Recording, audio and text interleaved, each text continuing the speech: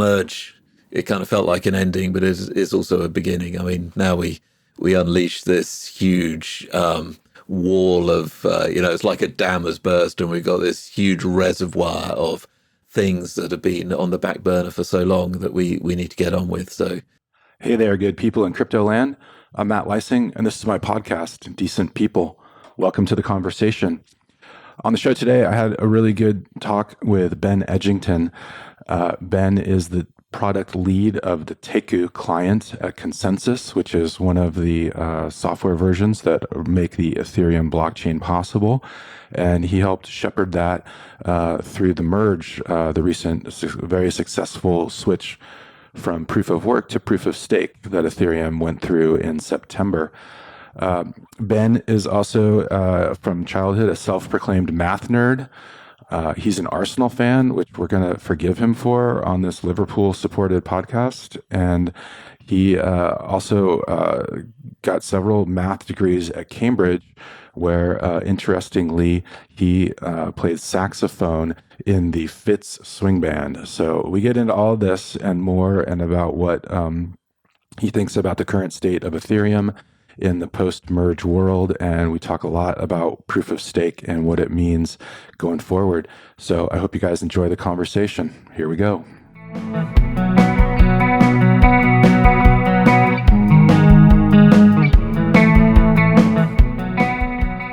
Okay, so I'm going to take a wild guess here, Ben, and say that you're English. Yeah, that's right, exactly. I wasn't born in England. I was actually born in Berlin. Spent the first 3 years of my life there, but not long enough to pick up a German accent. So absolutely, I'm as British as they come. I'm just guessing here, was your family in the military? Is that why you were in Berlin? Yeah, exactly. So my father was in the Royal Air Force, and so growing up, we moved around a variety of air bases around UK and Europe, which was interesting, but then settled in the UK. So I've lived in the UK for most of my life. Oh, cool. Where were some of the places you were stationed with your dad? Well, initially Berlin. Wish I could remember that, and then various bits and pieces of the UK. Honestly, I can't remember now. It's just one military base is much like another. Yeah, it's kind of a feature, I think. Absolutely. Do you come from a big family? Do you have brothers and sisters? Not a huge family, no. I have a sister who works for the United Nations in Geneva. She's an interpreter there, and myself. That's it for this generation. And got my wife Penny and two daughters who are now both grown up. So oh wow, that's quite a milestone. I'm getting close to that. Yeah, my older son is in high school now, and just starting to get the creepy feeling of having an empty house sometimes. But it's quite a ways off, but not something I'm looking forward to. Yeah, seasons of life. It's interesting how things evolve and change, but we are where we are. Yeah, absolutely. So what was your childhood like? Were you in an idyllic kind of, English countryside setting that I always imagine people to grow up in? Yeah, a little thatched cottage with timber beams and roses in the garden. No, it wasn't like that at all. So, I mean, my parents separated when I was 10 years old or so. So I grew up with my mother. She was a teacher. And so it was mum and my sister and myself. I was a math nerd, I suppose. I just basically devoted all my spare hours to learning mathematics and playing with things. Got hold of a personal computer in about 1980, I guess. Got my first. It was this sort of personal computer revolution in the UK, and I guess worldwide, the 8-bit micro age, which was fantastic for somebody of my sort of interest. It was just a glorious. Z80 assembly code, all of that, just massive rabbit hole. Loved it. Did a lot of sort of coding in BASIC and assembly, and obscure You could languages basically like build your Forth. own computer then, right? With the hardware even? Wasn't it possible back then? Yeah. In principle, that's right. I mean, I was always building peripherals to that were hanging out the back of this thing. My electronic skills were limited, but yeah, just had a lot of fun. And you could understand everything in those days. I mean, I had a book which was the complete ROM disassembly of the ZX Spectrum, which was the microcomputer I had. This was 16 kilobytes, and it had every operation, every machine code instruction in the computer, and just learning the tricks that they'd used to put an entire operating system into 16 kilobytes was amazing experience. And yeah, I had a huge Z80 opcode manual. It was about 800 pages big, and I memorized the whole thing. So yeah, that was pretty much my childhood. Got bullied a lot at school, as you can imagine. Oh, sorry. Wasn't great. Fuck them these days. Look where you go. Yeah, too right. And then, yeah, my dad would, he had a compact computer that he'd bring home from work, and it was, the keyboard fit on one end of it, and you detach it, and then you could use it. I don't remember what the monitor was like, but that was one of the first computers I remember that he could bring home. He was an engineer with NASA. And I remember tooling around with that stuff and writing very simple, if-then kind of programs for like choose your own adventure kind of stuff. So what was it? What, do you think you just dove into math to sort of get into something that was black and white and there was always an answer? Or what do you think appealed to you about math? I honestly have no idea, Matt. I mean, some things just come easy, right? And it was that school level, high school level of mathematics was, it was not challenging. It was just enjoyable. It was like play, so that I never particularly struggled with it. I just enjoyed it, enjoyed the challenges and so forth. So reflecting on these things, as an adult, we might talk about this later, but, I worked for a Japanese company for 20 years, and there comes a point in your career in a Japanese company when you're no longer a technical person, you're now a manager, right? And your problems are not technical problems to solve, they are people problems to solve.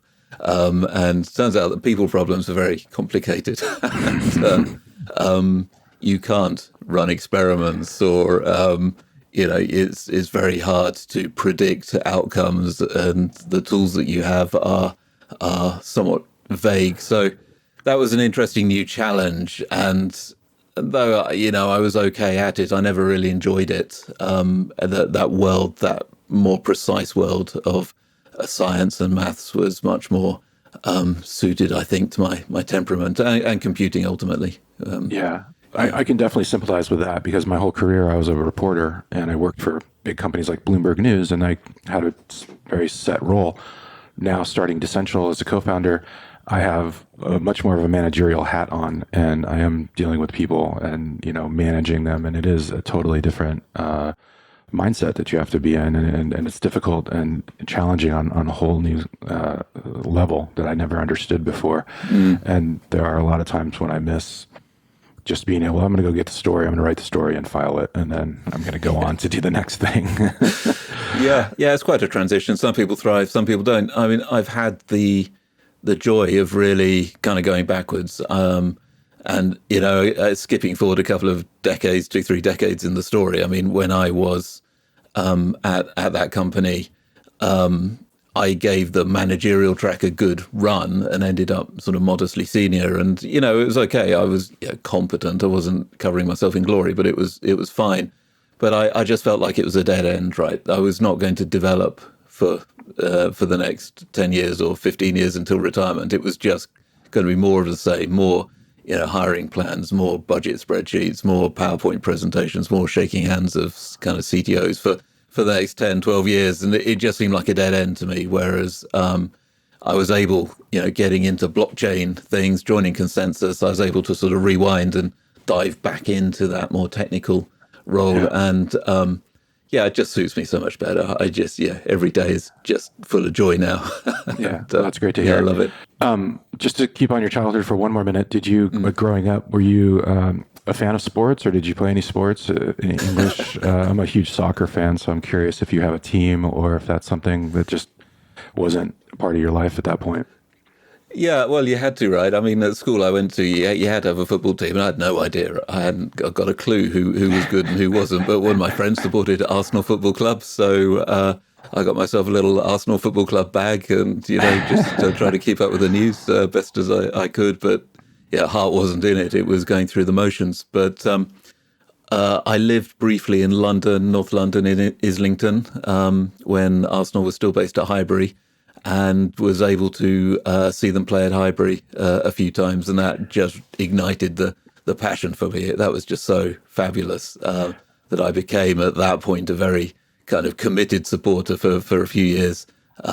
More recently, that sort of that ardor has died a bit, I have to say. But well, this might be a good time to get back into it, because Arsenal is doing really well this year, and they have a good chance to win the league. So yeah, I'm a Liverpool supporter, so I will forgive you. I'm so sorry. Yeah.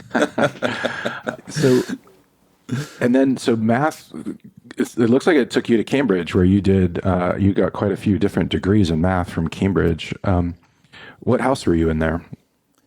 I was at Fitz College. House. I meant college. I'm getting my Harry Potter mixed up with Cambridge. Excuse me. All right, yeah, fair enough. It was a bit like Harry Potter.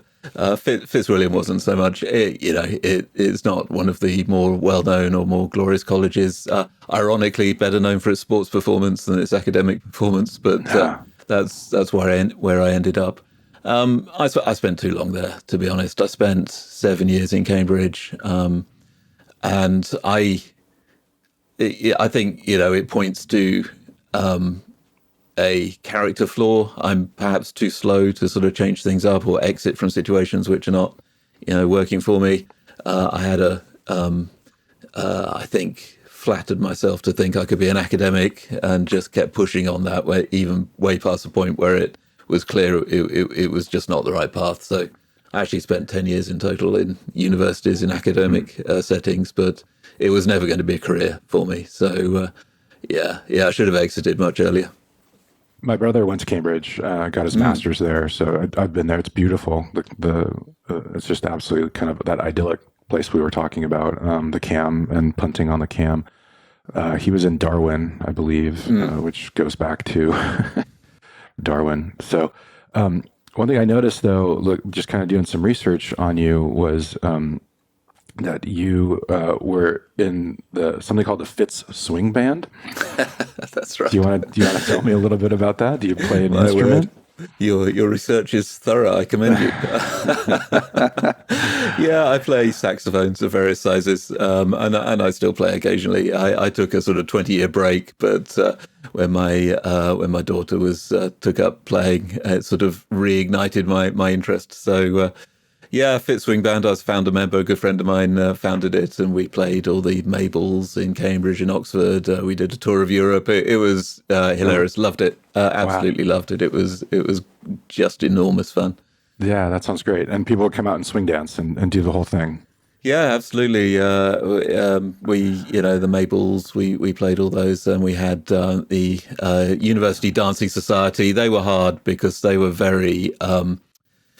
They liked the rhythm to be very, very precise, and we were perhaps not quite as precise as they wanted. So we had a difficult relationship with the dancers, but we for an American such as myself, explain what's a Mabel? A Mabel, May week happens in June. It's after all the exams are finished. And in Cambridge and Oxford, each college will hold a massive event, which will be an all-night party. People will dress up in tuxedos, dinner suits and gowns, and it will be huge and decadent event with lots of entertainment. So lots of big-name bands will play, as well as people like Fitz Swing Band. That's great. Also just kind of doing a little research. This came out of left field, but I found another Benjamin Edgington, who was I found a trade card for him in the Fitzwilliam Museum, and he was a Marquis tent and rick cloth maker in London. Is there any chance that that's related to you and your family? Yeah. Gosh, you are thorough. Yes, I was named for him, so he is my great grandfather, something like that. I can't remember exactly. I've got records somewhere on this, and he wow, that's amazing. Founded a tent making company, which grew pretty significantly, and in the 1930s and 1940s was actually very significant. They made the tents that Hillary and Tenzing took up Everest in 1952, I think it was, and the first successful assault on Everest, and so on. The company was acquired, and is sort of now the name is gone, and so on. But it was funny when I went to scout camp as a 11-year-old kid. We stayed in a big tent, and somebody pointed out that it had the Benjamin Edgington label on it. Wow! Oh yeah, here's your tent. That is amazing. I think I thought I was coming out of left field on that one, but that's crazy. That is quite amazing. So you stayed in university a little too long, thought you could be an academic, but it didn't suit you. Coming out of Cambridge, once you're ready to go into the working world, what was that like? What were you looking to do, and what did you think? What was your next step at that point? Yeah, so I had a transition period. So I sort of abandoned a PhD in Cambridge, but got a post as a research assistant in Reading, University of Reading, in the UK, which has a very, very good meteorology and climatology department, and spent 3 years there. And that was really kind of seminal for me. We were going through a transition in supercomputing. So these weather forecasters and climate people make big use of supercomputing technology. And supercomputers were transitioning from being massive vector processor machines where you have one or two, a very small number of very, very fat processors that share memory. And you just try and make your processor as fast as you possibly can, as fat and capable as you can. That's the kind of old school vector architecture. And we were transitioning to what became known as massively parallel processing, where you'd actually have thousands of processors acting in parallel, each with their own separate memories, communicating over a very, very high-speed network. And so they had all these existing weather forecasting, climate forecasting models. Some of them were written in the 1970s and have sort of been maintained since then, and some of them were new and they were doing research. And the academics didn't know how to transition to this new architecture. So my work was parallelizing these codes and making them work on the new machine architectures, which was really interesting, challenging, introduced me to a whole load of new concepts around message passing between processors and so forth. Really, really learned a lot. And, that sort of started the chain of events which led to sort of blockchain stuff, I guess, in the end. But is that switch to parallel kind of architecture that rings a bell with me with what I think Google did, and why that was their that's what they hit on to make their search engine so good and so fast. They had, I think it was hundreds or something like that of parallel kind of processing units. I don't know if that rings a bell with you or not, but it just kind of reminded me of that. It's absolutely the only way to scale. Making fatter and fatter processors just tops out at a certain point. You can put more and more transistors in, but you don't get more and more performance out. And so at some point, you've just got to divide and conquer and spread the problem out across thousands of processors, and that's the way to scale. Yeah. So Ask Jeeves was a fat protocol, and then Google was the parallel speedster. And here we are today. The things that Google does today. The things that Google does is incredible. I mean, this in the 30 odd years since I was working on this has come on a huge leaps and bounds. But yeah, for sure. So that's one thing, I wrote about you back in June when we were getting set for the merge, and you talked about how Ethereum really appealed to you because of the proof of stake, kind of the elegance of it. And I wish I had known then that you had this history as a climate researcher and that you were studying climate change, and that makes a huge amount of sense as to why that appealed to you, both, I guess, from an architecture standpoint and then also from a carbon emission standpoint. Yeah. I mean, I'd been sort of ardently green, I guess, since I was about 14, 15 years old. It very much struck a chord with me. I was asked when I was at college to stand as a local councillor for the Green Party, which I didn't do in the end, and I'm quite glad I didn't. But that was, it was definitely on my mind. And then working in the climate research field, I had access to the research and, could see the modeling outputs and so forth. And, the whole thing makes a lot of sense. I mean, scientifically, the whole thing is coherent about global warming and the man-made influence in that, in particular, the role of carbon dioxide, methane, and the others. And so, yeah, I mean, I guess it was years before I was exposed to the sort of climate deniers argument. It just seemed so obvious to me that this was right, and so it has always been part of my thought processes, I guess, and approach to things. Absolutely, and we're seeing the effects of it today. So it's not really a debate anymore. It's just more people sticking their heads in the sand if they want to continue to think that nothing's happening.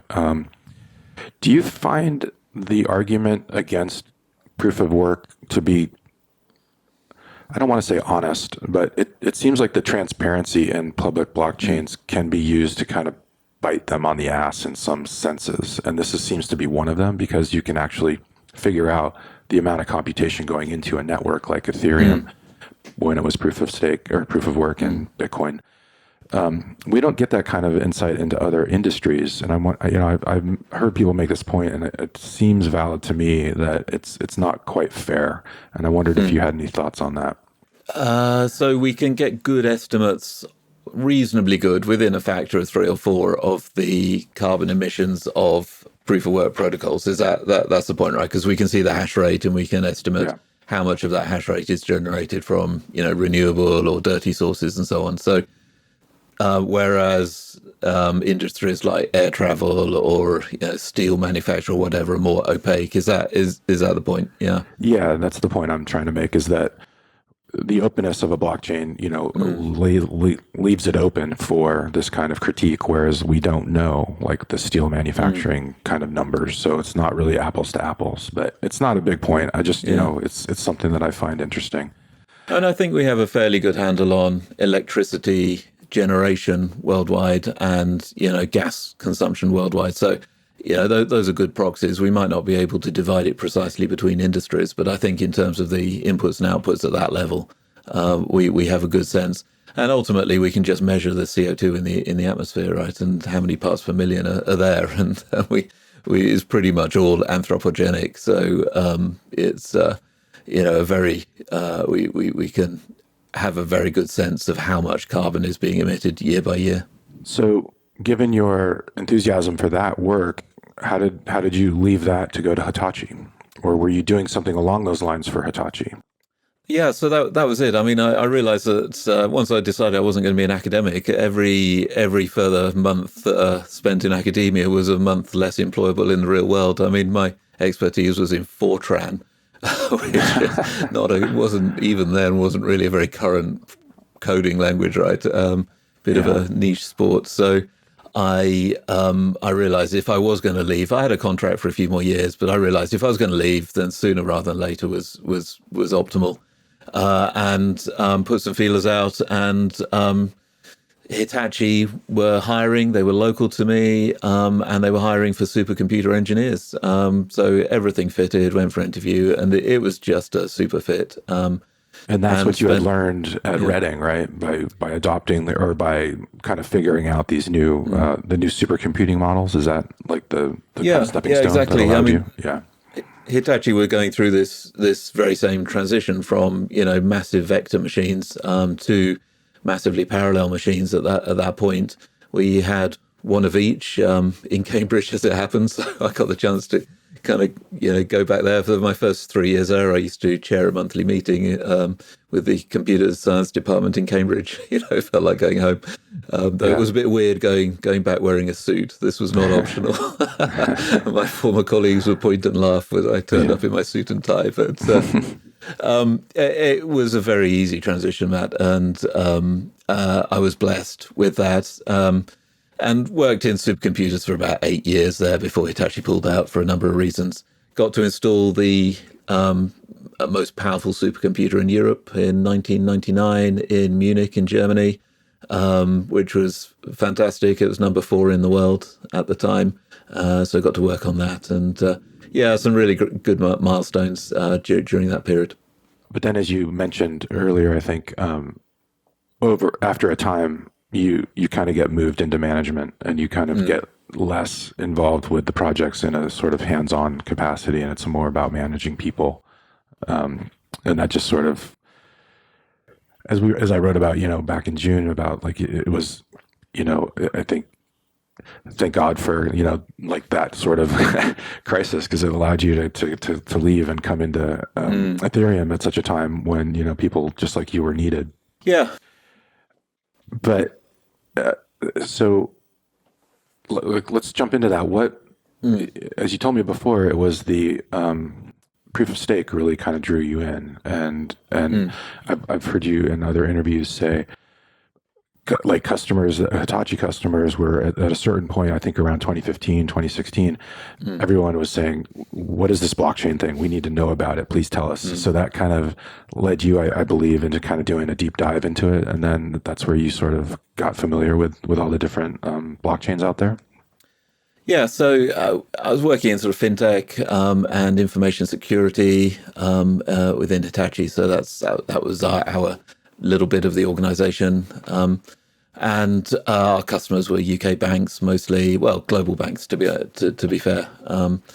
And I'd come across Bitcoin somewhere around 2013 or 14. I sort of looked at it, I downloaded a wallet, I thought about buying some, then I thought, well, the only thing I can do with this involves Silk Road, and that seems very dubious. And I sort of shied away from it at that point, which I kind of regret now, but, hindsight. So when 2016 came around, I was still pretty much clueless about what blockchain stuff was. But I did the work, read about it, looked around, revisited Bitcoin, read the white paper. Interesting, but limited, I guess, was my impression. Came across Ethereum. It was initially somewhat baffled. It seemed to be sort of all things to all people, limitless possibilities. Very hard to get a handle on what it actually was. But it, dug down, eventually got there. And then read that, the plan was to move to proof of stake, move off proof of work to proof of stake. And even back then, when the kind of proof of work contribution to emissions and power use was tiny, I mean, Bitcoin and Ethereum were minuscule in those days. Right. It's obvious that if the value of the network, if the value of the coin goes up, then the amount of power you need to secure it through proof of work goes up. So, if Bitcoin doubles in value, it doubles its power consumption. And, if it 100x's in value, it 100x's its power consumption. And it was clear to me if these networks were going to be valuable one day, and I believe they would, then, proof of work was not a sustainable technology for them to be built on. And so learning that Ethereum was going to move to proof of stake soon, I thought, this is really, really interesting. So that sort of got me hooked. But then it was the tech, right? I mean, I started diving into the EVM and decompiling contracts on chain and fiddling around with writing smart contracts and stuff. And it was, I was spending all evening and all weekend just hacking around with Ethereum stuff. And some of my day job time as well. I used to sneak off. I used to book phantom meetings in my diary on Friday afternoons so I could sit in a meeting room and join the All Core Devs call and listen in to that even when I was still working there. But that's great. That's great.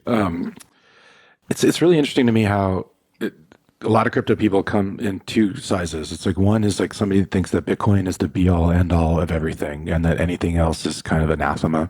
And then there are the people who understand Bitcoin and get it, but they think it's so limited. And that's why Ethereum or a smart contract based system appeals to them. I don't really have a question here, but I just think that, I've heard that from so many people in the Ethereum world that they just, they got the tech behind, the Bitcoin blockchain, but they wanted to do more with it. And like first and foremost was Vitalik, and driving him to write the white paper. And yeah, you make a great point. Vitalik told me in late 2017 that he thought proof of stake would be happening like later that year. So, Yes. 5 years later. And maybe we could just go real quick for listeners. There was some there was a lot of, I don't want to say missteps, but there was a certain direction that Ethereum was going at that point when Vlad Zamfir was involved, and there was the Casper kind of proof of stake, and Vitalik had his own kind of. Could we just go over that on a high level for folks? To I think because one thing I wanted to talk to you about was I feel like the merge went so well and so seamlessly that maybe people don't realize how much work went into it and how much cooperation and sort of like battling of ideas happened behind the scenes, or not even really behind the scenes, because this was like at DevCon 3 in Cancun. It was all anybody was really talking about. But could you give us a little bit of a high level background on like some of those things that led up to the that all had to be scrapped basically in favor of the beacon chain that then went on to become the merge? Yeah, I mean, there's a lot of sort of prehistory before I really got involved. But so about 2014, I think, was where the plan to move to proof of stake was first suggested. But nobody really had a good understanding of how to get there. I mean, it was an aspiration, but there were big unsolved problems like long-range attacks. How do you solve equivocation, which is the fact that you can basically mint blocks for free in proof of stakes. So you can propose 100 competing blocks at once and fragment the chain completely. Nobody really knew how to solve this. Vitalik proposed Slasher, which involved putting down a bond, which we call a stake now. And if you provably misbehaved, then you could be slashed. Your stake was taken away. So this was a big breakthrough. This basically opened the way to building a workable proof of stake protocol. Solved a lot of the issues for us. There's a very good series of 5 articles which Vlad Zamfir wrote, sort of retrospectives on his thinking and development of early proof of stake, and he never really finished it, which is a shame because I'd like to see the sort of subsequent chapters, but you can dig them up on Medium still, and they are an excellent read, very sort of personal insight into the issues to be solved. So we were breaking new ground. So that's the first thing. And the second thing is, Vitalik and Vlad went off in sort of separate directions. Vlad produces very elegant, very mathematically oriented, sort of beautiful, correct by construction Casper proof of stake variant, which has elegant properties, but is kind of hard to implement. And I think we're still not sure we know how to implement it efficiently at the scale that we want to operate. Though it is potentially slated for sort of Ethereum future, maybe in a decade or something. It is a beautiful protocol. Vitalik is much more sort of pragmatic. He's much more interested in actually moving things forward and getting done. He's basically an engineer at heart. So he proposed a sort of halfway house to get us towards proof of stake, which was Casper CBC. And initially this was an overlay on top of proof of work. So we'd keep proof of work, and that would block production would be managed through proof of work and leadership election and so on. But proof of stake would, every 100 blocks or so, would put a checkpoint on the proof of work chain and say we will never revert the chain past before that checkpoint. So it would be final. We'd bring this concept of finality to the proof of work chain, which is never had. This enhances its security. So you can no longer have a 51% attack that reorgs arbitrary numbers of blocks. You can't reorg, a week's worth of blocks. It would be a maximum of 100 or an average of 50. And so it does bring a tangible extra layer of security. And the idea was, with that extra security, we could gradually wind down the proof of work block reward and lower our reliance on proof of work mining through that. And it was a sort of step towards going full proof of stake at some stage. But that next step was sort of undefined. Then it was, we'll take this step, then we'll see what's next, and so on. Yeah, so that brings us up to sort of end of 2017. There was actually a testnet for that. There was an EIP. It was well spec'd, and so on. And that's when the thinking was also that sharding, like geographically kind of splitting the network into parts like shards around the world was still kind of in the mix, right? Yeah, very much. That was not nearly so well spec'd or explored. But the idea was that these things would be managed by on-chain contracts, because Ethereum is Turing complete. It can, in principle, it can manage its own consensus protocol within the protocol, within the smart contracts. So you'd have one smart contract managing the proof of stake consensus, and one smart contract managing the sharded validators, and they would both require stakes. So you'd have to so stakers would have to stake either in the consensus one or in the sharding one. And because the capacity of the Ethereum chain was very limited, you could only have a very small number of stakers managing these things. So the stake size was set at 1,500 ETH, if I remember correctly, which is, I don't know, about £2 million or something now. So, or $2 million. So that's in total? That's how much would be staked in total? Per validator, yeah. 1,500 ETH per validator. So that was to limit the number of participants to a level that the protocol could actually manage. And that wasn't even full proof of stake. So, and is that what sort of led to the realization that this path was just not going to work, and that basically the EVM, the Ethereum virtual machine, had to be replaced with the beacon chain, which is what we've done? Yeah, kind of. So early in 2018, Justin Drake came along, and it's good. What I love about Ethereum is it attracts smart people with new ideas and fresh ideas. And Justin, he's got his own story, but he came in and very quickly identified a scaling solution which was using a new kind of signatures. We call them BLS signatures, which you can aggregate. And so one of the biggest loads on a consensus protocol, a modern consensus protocol, is validating digital signatures in a proof of stake protocol, because you've got all these validators voting. You need to check that they signed correctly on what they're voting on. And so with hundreds of thousands of participants as we have now, basically a beacon node spends practically all its time, 95% of its time, just validating signatures. And that's after we've optimized it. I mean, that's after using the BLS signatures. If we didn't have this technology, we would only be able to sustain a small fraction of the number of validators.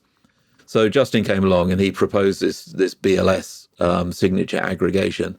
And that enabled us to plan to have hundreds of thousands of validators, not just a few thousand. And that's much more Ethereum, right? Our goal is to be maximally decentralized and to have the lowest barrier to entry that we possibly can to participate as a full participant of the protocol. So this was really a game changer. This really shaped everything after that. So now that we knew that we could scale to hundreds of thousands, the old design that was only halfway to proof of stake and only had a few thousand participants maximum was obsolete. So we chucked that out in the middle of 2018 and basically started with a blank sheet of paper. And the goal at that point was keep proof of work chain running with the EVM. That just carries on. And alongside it, we build this superhighway. We build this beacon chain. First step, phase 0, we called it, which is just this proof of stake. Beacon chain didn't do anything but sustain itself, but it proved it was a platform for everything that followed. Then we would do data sharding on top of that, which is phase 1. And then we would do execution sharding on top of that, which was phase 2. And it was a bit vague. Then we would either migrate everybody's contracts over from Ethereum to the new chain, or we would let people write new contracts on the new chain and just kind of obsolete the stuff on the old chain and have a transition, or bring the old chain in as a shard. Nobody really knew, but we had this plan. We were going to build this new thing that would be Ethereum 2, and eventually Ethereum 1 would be turned off, right. And that would be the end of proof of work. So that work started in 2018, and all the client teams like Prism were first, but then others like Nimbus, Lighthouse, Lodestar, and Teku, which is my team, started building the clients to run this system. That's what I find so encouraging about Ethereum and the community, is that I don't think a corporation would have been able to kind of scrap all that work and just start with a fresh piece of paper. But this community it's so big and so broad and so full of smart people, like you said, that I think they take pride in that. And I think that's something that's quite amazing. And even though I think things are kind of happening a lot slower than what people would like, the basis of what is being done is like going along in this way, which I find really encouraging and admirable. Yeah, absolutely. And that's, well, in my old role, I would have been like, how dare you break my Gantt chart? But now it's just, I think the question is, can we implement stuff and make progress faster than great new ideas come along? Because it is always, the temptation is to, some shiny new idea comes and you say, we must have that. Let's delay. And there's a trade-off here. I mean, to some extent, we have to adopt ideas that genuinely solve problems for us. But on the other hand, we have to be practical. We deliver stuff. And that's one of the things that I feel characterizes the Ethereum community, is that we are pragmatists. We could wait until we can make the protocol quantum computer resistant, quantum proof. We could wait until we can use ZK snarks everywhere before we do anything. And we could wait until we'd formally verified everything in the protocol. But I think we'd be just always delaying. Whereas as practical people, we adopt the ideas that work, we implement them. It's messy, it's not beautiful, we've got tech debt. There are inefficiencies, but it works, and we make progress, and we know that there's a ton more progress to make. So we just keep building. Yeah, I mean, Vitalik was just saying the other day on Twitter that he is glad that there isn't more sort of adoption by financial institutions yet of Web3, and that we're getting a little ahead of ourselves here, and we should go more slowly to make sure that things are done correctly rather than quickly. I think this is something that's easy to forget, is that this is a multi-decadal vision, right? I mean, the seeds of the internet were established in 1970s, and it was 15 to 20 years before anything very practical came out of that. I had my first email account in 1987, I guess, but but until it became world changing was 2 to 3 decades, right? And we're on a similar path, I think. And I love the ultrasound.money page. They have a 200-year projection for the issuance of ETH. And this is the right timescale to be thinking on. So whilst we always want to be making progress, I don't think we need to be in a hurry. Yeah, I agree with you 100%. And it still makes me laugh when you still to this day will see people who think this is all a Ponzi scheme, or it's a scam, or that certainly none of this can be real. But and then we've got people like you who are talking like we're on 100-year or 200-year time scale. Another thing I wanted to ask you about, which I find really interesting, is when we spoke in June, I quoted you as saying that proof of stake is a proper crypto economic mechanism. Could you go into that a little bit? Because I think what you're getting at here, but I won't put words in your mouth, but obviously you're replacing compute power in a proof of work network with your own kind of money and your own collateral, right, to secure a network. Is that, and that should align your incentive in a way. Is that kind of what you're getting at with that? Yeah, honestly speaking, Matt, I don't recall what I meant with that, but I'm happy to sort of reflect on it. And yes, I mean, I think there are external factors in proof of work. I mean, proof of stake is like proof of work without the extra steps, right? I mean, proof of work, you've got to procure some hardware and you've got to build a data center and you've got to run the hardware and procure electricity and things. And proof of stake achieves the desired goal, which is network security, without all those extra steps, which are exogenous. They are outside the system. Now, the proof of work maximalists will say, well, that's a virtue. I mean, it's the exogenous nature of this stuff, the fact that we have to buy power that actually gives value to this coin. I think this is nonsense, but ultimately what we deliver, our product, is network security, and we're able to do it without the extra steps. And they're both crypto economic protocols, at core, in that you are incentivizing good behavior by rewarding good behavior in both systems. I do think that proof of stake aligns the interests of those who are delivering the security with the interests of the entire network more directly. A lot of proof of work in Ethereum was hash for hire. This was, people who are quite happily will mine whatever's the most profitable coin on that day. Not everyone. Some of them are kind of OGs who've been around since the earliest days, and believed in the project and so forth. But most of them were just hash for hire, and that's fine. That's absolutely how the protocol's supposed to work. You pay for security, but under proof of stake, the stakers actually literally have an investment in the underlying crypto that they are protecting. So it seems much more incentive aligned to me. Yeah, and just to hit on a point we were talking about earlier was slashing. That's where if you act in against the network, you can have some of that ether taken away. And right now you have to have 32 ether to stake to become a validator. Do you wonder or worry about whether this is getting too centralized through staking services like Coinbase or Lido? A lot of people have made points about, well, if you add up these services, because just so people know, if you don't have 32 ETH, you can still contribute whatever you have to one of these services on a kind of pro rata basis, and then you'll get the rewards, portioned out to whatever you were able to put in.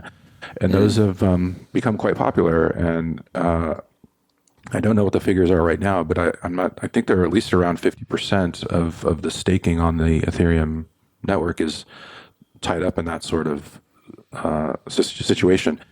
Does that cause you concern? Yeah, it does. I'm not going to lie. There are centralizing forces everywhere, and proof of work had its own centralizing forces. Proof of stake has different centralizing forces. I don't think we're worse off under proof of stake. I mean, I think we are no more centralized than we were under proof of work in Ethereum. But there are always these tendencies to aggregate stakes and manage them centrally. And it's largely driven by liquid staking derivatives, which is the Lido situation, or just the ease of pushing a button on an exchange, a custodial exchange, and they stake on your behalf, and just that user experience. And even though the exchanges tend to be quite expensive, they're taking a big cut just because it's so easy compared to spinning up your own validator at home. People are choosing to do that. And I'd like to just interject here. You should not be leaving your crypto on an exchange in the first place. You get your own damn wallet. So totally. There's the PSA for the day. Yeah. I guess what's the risk here is that, when you bring in something like Tornado Cash and the Treasury Department and saying these addresses are not, you can't interact with these addresses at all, or this code, in fact. And then you've got Coinbase, who now could come under pressure from the U.S. government to sort of reveal, or maybe not allow their staking to go to those addresses, right? So now you've got a pressure point where you shouldn't, like in theory, in a decentralized system, have a pressure point like this. Is that? Yeah, exactly right. Yeah. Exactly right. And so I'm becoming more and more of a decentralization maximalist. I'm getting quite prickly about it on Twitter these days. So How as do we protocol, do it? How do you do that? Like, what is the solution in your opinion right now?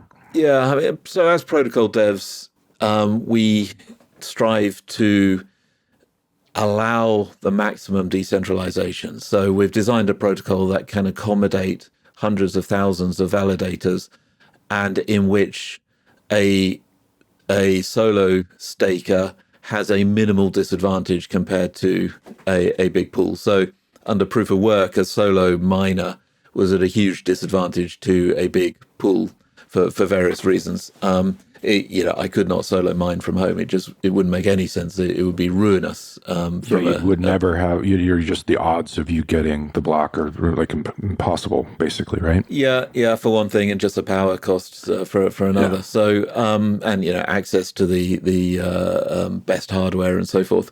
Whereas under proof of stake, I'm happily staking from home and running it, and it's no issues. Very low overhead, very small investment, and I compete on an equal footing with the large staking operators. And so we've done that in protocol. So decentralization is practical and possible, and it is happening. There are hundreds and hundreds and thousands, literally, of individual stakers out there, which makes me very proud. However, as we mentioned before, there are centralizing forces which are not driven by economies of scale through the staking, but other kind of pressures, economic pressures. And you can lead a horse to water, you can lead a community to decentralization, but you can't force them to adopt it. I think continue trying to make the protocol as robustly decentralized as we can, so as easy to stake as possible. Put having appliances that people can just plug in, and they just kind of work. Question. You mentioned solo staking. Do you feel like that's easy enough for someone who doesn't have your technical skill at this point to do that on their own, or do we need to get it more user friendly on that end? Yeah, there are degrees, right? I mean, there every few percent easier you make it, you gather a broader and broader and broader section of the population who can stake. And I don't necessarily think my mom should stake, right? I mean, she at some point you want people who are able to handle problems when they occur. So the point of being a staker is that if there's an issue with the protocol, you get a vote in how that issue is resolved. You follow one fork or another. So we saw it with the DAO fork, right? Right. You want people who kind of have some idea of what's going on, so that they can navigate these issues at some level. But on the other hand, you don't want the barrier to be technical complexity of using a command line or something like that, some artificial barrier. And solutions are coming. Over time, people are developing nice front ends. There's DApp node that you can more or less plug and play. And the situation gets better and better from that point of view. And, we just see the negative consequences of centralization of stake, and we'll see it more and more. So you've already mentioned the censorship, right? I mean, over half the blocks on the network are currently produced by third-party relays that censor blocks. So this is kind of a whole story on itself, this MEV thing. But centralized entities exert power like this. I mean, they may have no choice or feel they have no choice but to censor certain transactions. And as a community, I think we should say this is unacceptable. And the answer is run your own node. If you don't want the network to be censored, then run a node that's not censoring. I mean, that's the kind of logical conclusion. This is my current drum that I'm beating on. When we spoke in June, you had mentioned how ready you were for the merge and to move on to proof of stake.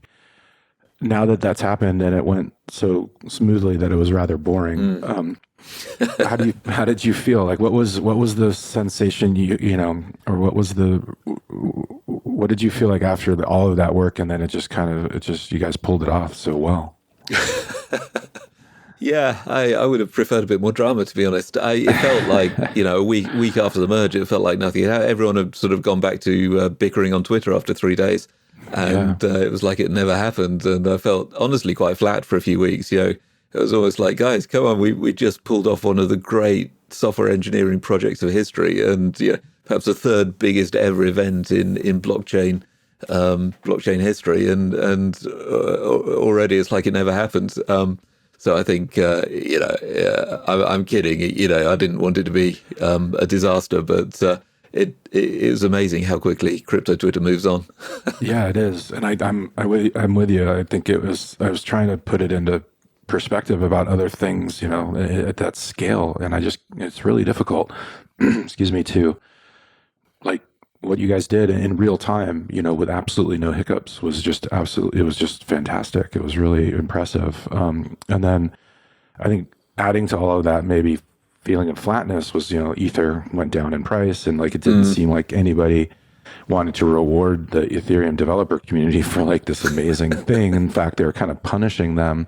It's like a buy the rumor, sell the news kind of situation, which, from a technology standpoint is really sort of like, well, Jesus, is that what's driving the price here? Yeah. I think macro didn't do us any favors. And, over time, the reduced issuance, right? We've reduced issuance of Ether by a factor of 8. And in fact, the issuance of Ether is 0 currently, because nobody can actually claim their rewards from the beacon chain until we do withdrawals. So effectively, issuance of Ether is negative because we have this burn, this EIP 1559 burn. So over time, I think we'll see Ether decouple from Bitcoin. We're already starting to see it, I think, in the last week or so. And, that value, we're patient people. What's something else in crypto that's got you excited? Like, what are you looking, or what's, after all of that work and everything, is there a certain application or, a certain part of the NFT market that you find fascinating, or just let's leave with something like that you're really interested and intrigued by? I am fully focused on protocol stuff. I'm slightly disappointed. I think I share Vitalik's sort of disappointment that, a lot of the stuff that was part of the initial version of Ethereum, the Ethereum white paper stuff about, identity management on the blockchain and all the other sort of applications that were mooted. And, a consensus 5 years ago, we had 80 to 100 different teams, small teams building different blockchain applications, just experimenting with crazy new things that we could do in this decentralized world. And this has sort of been whittled down over the years to like three things, DeFi, NFTs, and DAOs. And that's basically all we're left with at the moment, which seems a pity. I think part of it is just the capacity limitations. I think, now we have layer 2 and roll-ups and so forth.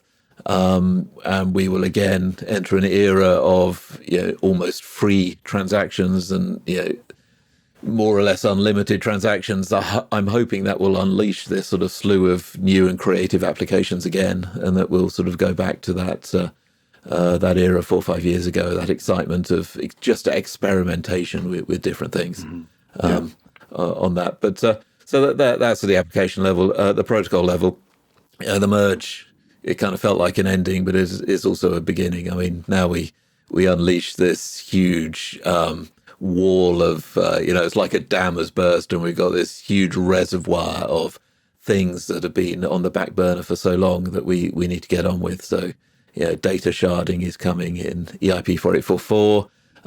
We're looking at single slot finality. That's a bit far out. Statelessness, just a massive engineering lift over the next 4 to 5 years to make Ethereum fit to be the settlement layer for the Internet of Value, as Justin Drake likes to put it. The financial infrastructure for the planet that's accessible to everybody, permissionless, decentralized, uncapturable, and all of these good things. Yeah, that's an excellent way to leave it. Ben, let everybody know where they can find you if they'd like to find you. Twitter's probably the easiest place. So I am at Benjaminian _XYZ, XYZ, if you like. Benjaminian. Blame my kids. You'll be able to track me down without difficulty. Great. Thank you so much for the time and all the insight. It's been really fascinating talking to you. I hope you get off with me and go play some saxophone. Thanks, man. That's a great idea. Yeah, appreciate it. All right, take care. Been a pleasure. Thank you.